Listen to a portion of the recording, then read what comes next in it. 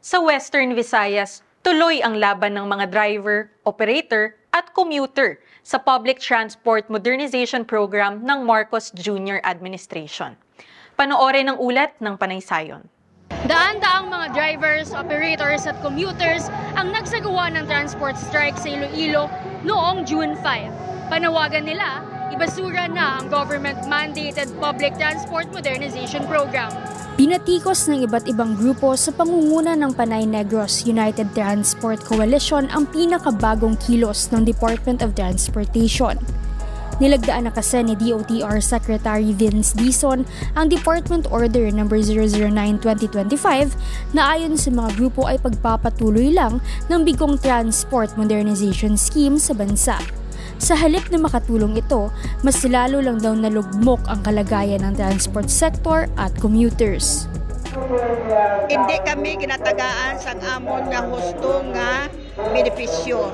Bayad lang kami nga bayad, pero wala sang may nagabalik sa amon.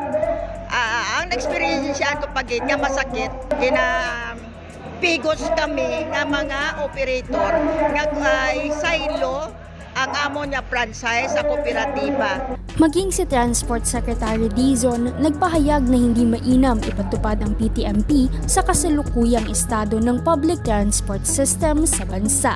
At noong Abril, sinalubong siya ng mga driver at operator sa Bacolod kung saan nangako si Dizon na makakabiyahe raw ang mga unconsolidated na public utility vehicles.